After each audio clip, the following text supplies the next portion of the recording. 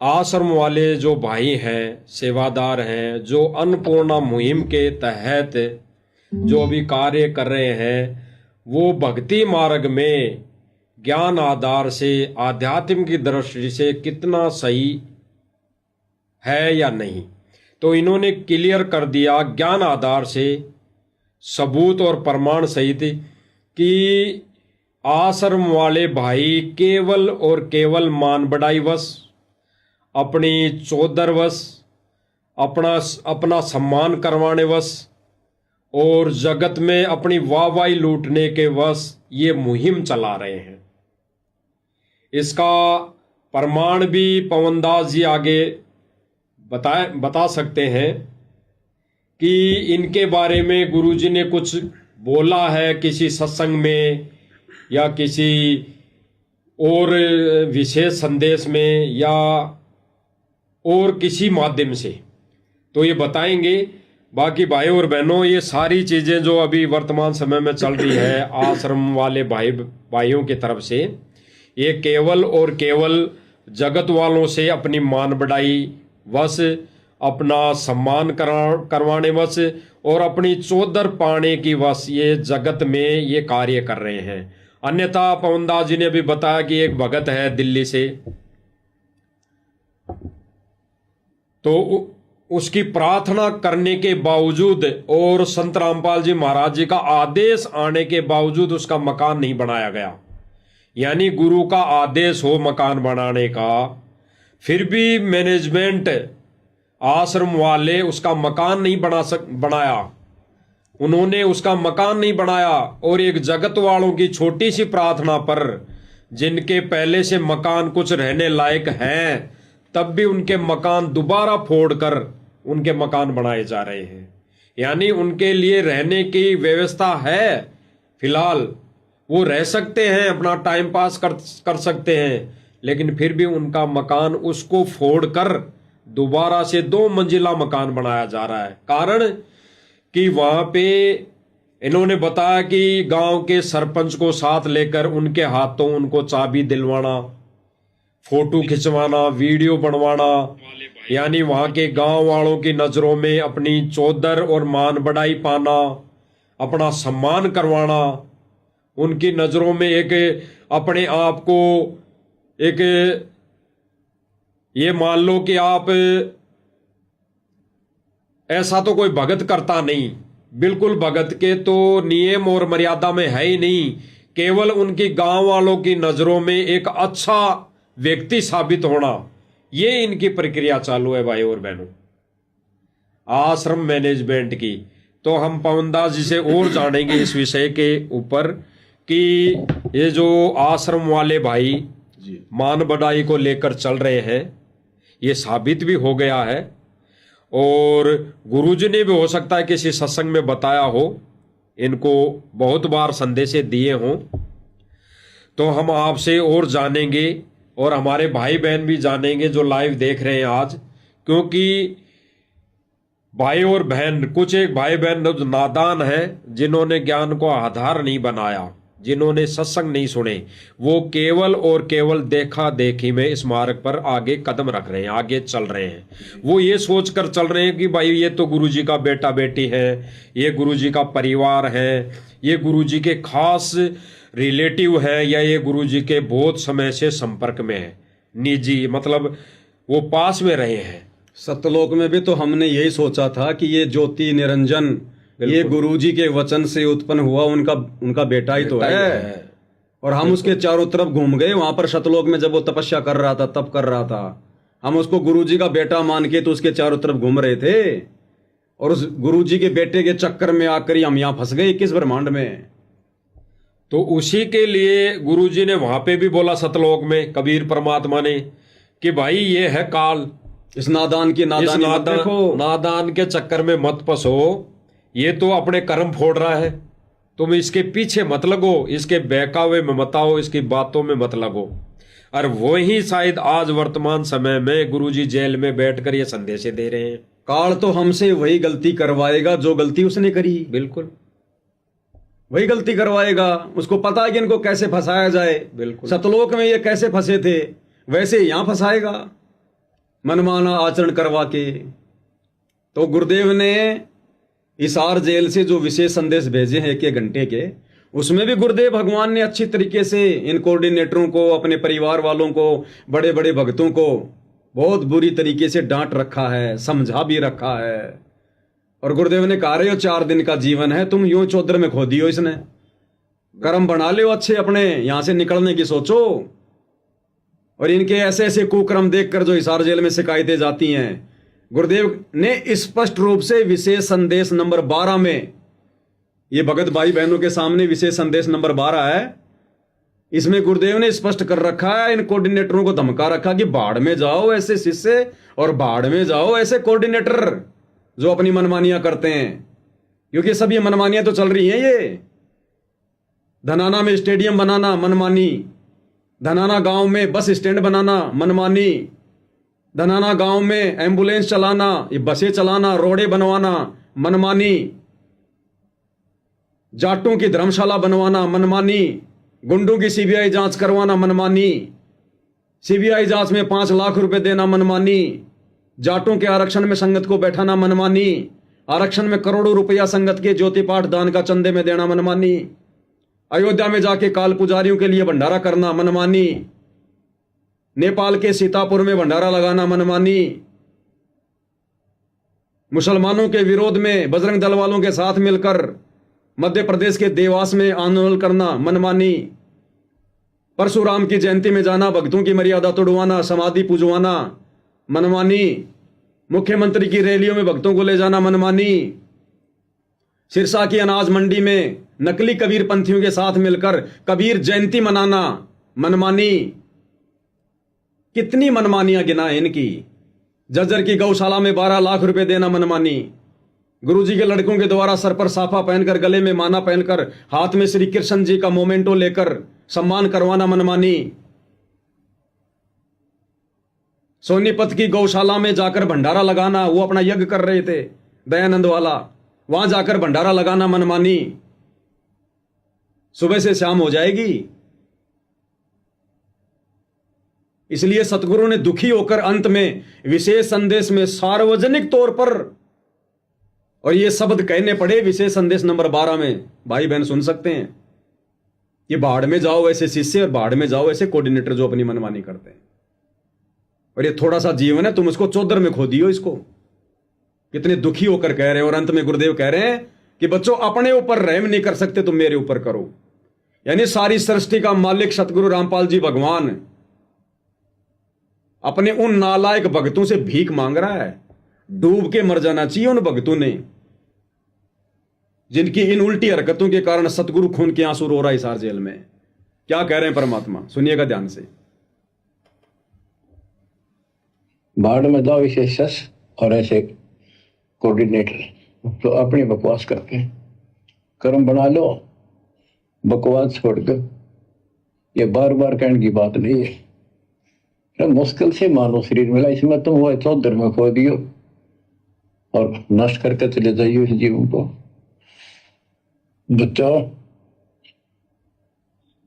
अपने ऊपर रहम ना करते, दास पकड़ दो। मेरा संघर्ष देखो 27-28 साल हो गए दास में, 1994 से आज तक हिसाब ला लो। और इसलिए कि आप घोर नरक में पड़े हो, इसको सुख मानने बैठे हो। और ये सुख है कितनी समय का पता है आपको? सांस बेरा ना, इस सांस का आवन हो ना हो। ऐसे गंदे लोग में माचे माचे करो हो, अहंकार में सड़ रहे हो। ये काल अपारा कर रखा काल ने, तो हवा पर रखिए, एकदम पाट देगा टायर सा तुम्हारा। आँख खोल लो। आखिर तुझको कौन कहेगा गुरु बिन आत्मज्ञान, मन ने की कर ले 2 दिन का मेहमान मन देख। ये कबीर साहब रो रो कर गाया करते, खड़े होके तो चौराहों पर, आंखों में आंसू होती थी उनके। ये गाना नहीं था, ये विलाप था। विलाप दास गाता नहीं, आत्मा से रोता है, ऊपर से गा रहा हूं। 120 साल आपके बाप, आपके पिता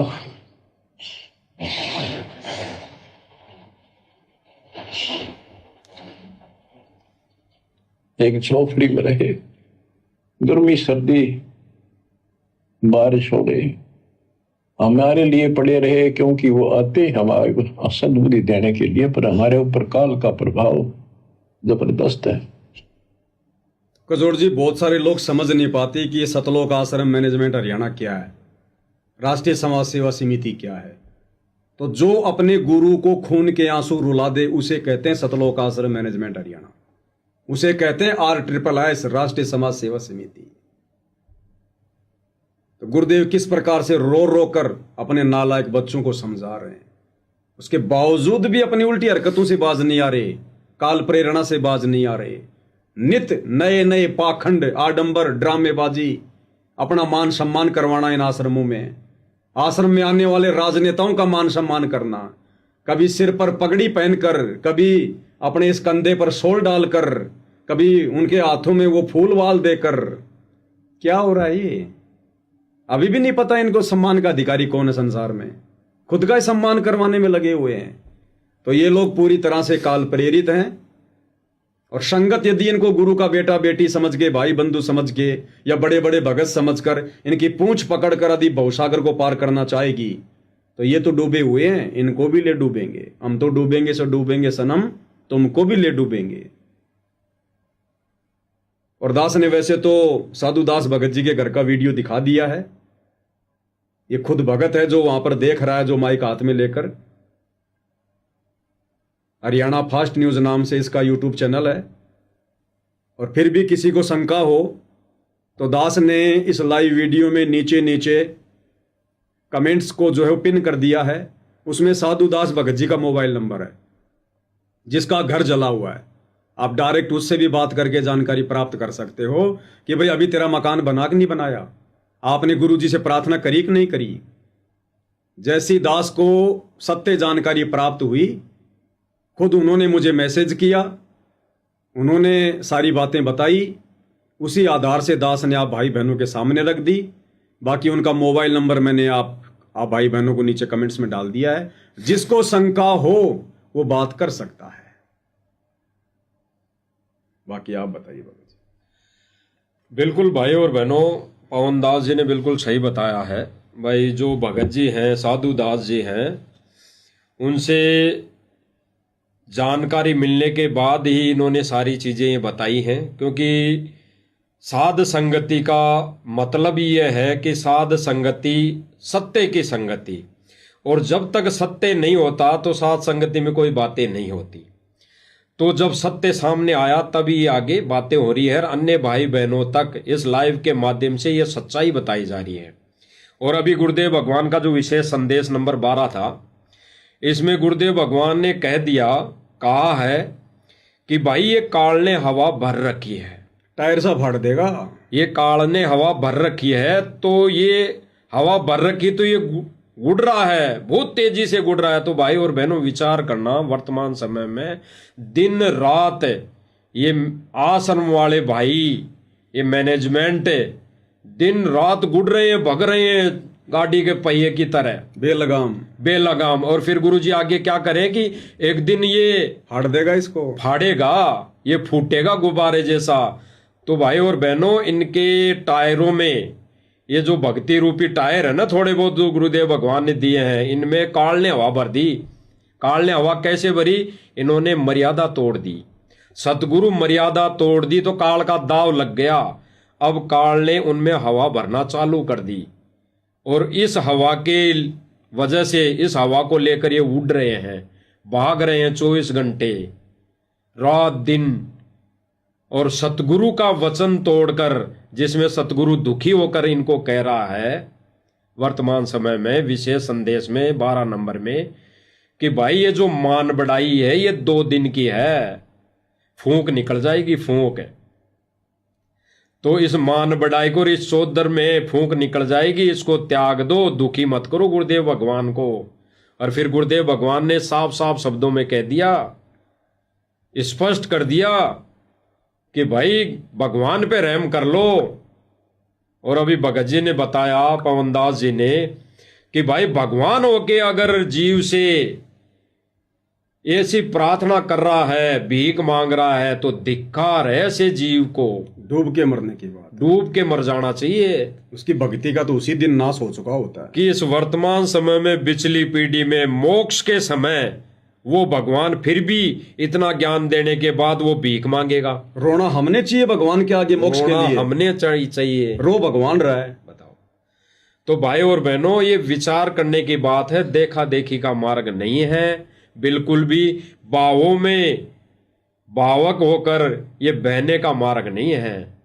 क्योंकि आश्रम वाले तो काल की हवा से चल रहे हैं, तो ये तो सारी वीडियो भी वही दिखाएंगे जैसा अभी वर्तमान समय में ये जो पिछला समागम हो चुका, इसके अंदर वही वीडियो दिखाई गई, पानी निकालने वाली, मकान बनाने वाली, और संगत उनको देख देख के रो रही हैं। जबकि गुरुदेव भगवान ने क्या कहा कि भगवान के बोले गए वचनों पर आंसू आने चाहिए।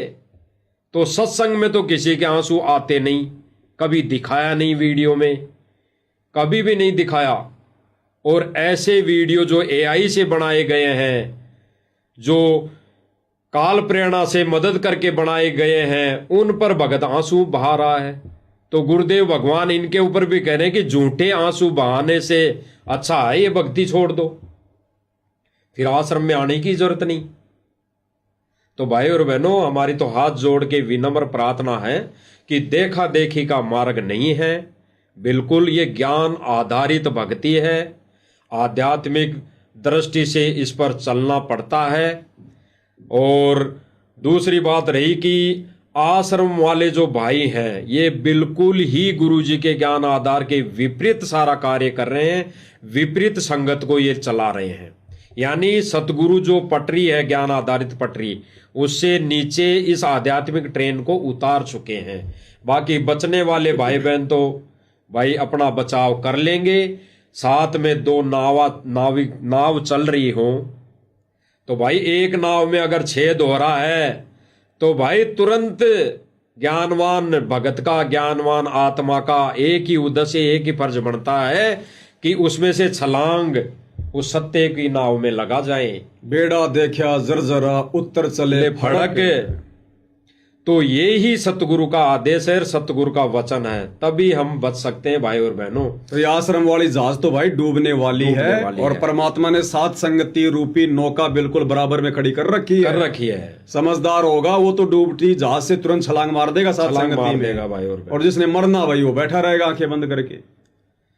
बाकी जो भी भाई बहन इन वीडियो को कुछ कमजोरी के कारण समझ नहीं पाता है, लाइव वीडियो को, इन लाइव संदेशों को, और वो इनको ना समझकर कुछ अटबड़ सी करते हैं, तो भाई और बहनों विचार करने की बातें हैं। भाई विचार करने की बातें, उनसे तो अच्छी बात यहाँ है, उनसे तो अच्छी बात यहाँ है। वहां यहाँ राजनीति तो नहीं हो रही, यहाँ किसी का पक्ष विपक्ष तो नहीं हो रहा, यहाँ किसी धरना प्रदर्शन पे तो नहीं ले जाके बैठाया जा रहा। यहाँ पे केवल गुरुदेव भगवान की महिमा ही तो गाई जा रही है, महिमा ही तो बताई जा रही है। गुरुदेव भगवान के सत्संग आधार से सारी चीजें बातें की जा रही है। ऐसा तो नहीं कि मर्यादाएं तोड़वाई जा रही, तो उससे तो अच्छा है, कम से कम भगवान को रिझा रहे हैं जो भी भक्ति क्रिया करके। तो भाई और बहनों विचार करना इन बातों पे, और गहराई से चिंतन मनन करना कि ये जो साथ संगति के वीडियो हैं, सत्सेवकों के वीडियो हैं, ये किस पर्पज और किस आधार पर, और इनका क्या मूल्य है, क्या औचित्य है, क्या इनका रीजन है, इन पर विचार विमर्श करके भाई और बहनों ये दो नाव परमात्मा ने खड़ी कर रखी है। अब कौन सी नाव में सवार होना है वो भक्तों के ऊपर डिपेंड करता है, संगत के ऊपर डिपेंड करता है, आप और हम, हमारे ऊपर निर्भर करता है कि हमने उस छेद हुई नौका में बैठे रहना है या सतगुरु के उस विमान में बैठना है जो सीधा सतलोक जाएगा। तो भाई और बहनों विचार करने की बातें हैं, बाकी और भी बातें होती रहेगी। मालिक के आशीर्वाद से वीडियो बनते रहेंगे, ज्ञान आधारित बातें होती रहेंगी। सभी भाई बहन इसी प्रकार से जुड़े रहिए। आज की वीडियो में गुरुदेव भगवान के आशीर्वाद से केवल इतना ही। परमेश्वर हम सबको आशीर्वाद दें, हमारा मार्गदर्शन करें, हमें इसी प्रकार ज्ञान आधार वाले तरीके से भक्ति मार्ग पर आगे बढ़ाते रहें। एकमात्र यही हमारी कामना पूज्य गुरुदेव भगवान के चरणों में है। बंदी छोड़ सतगुरु रामपाल जी भगवान की जय हो।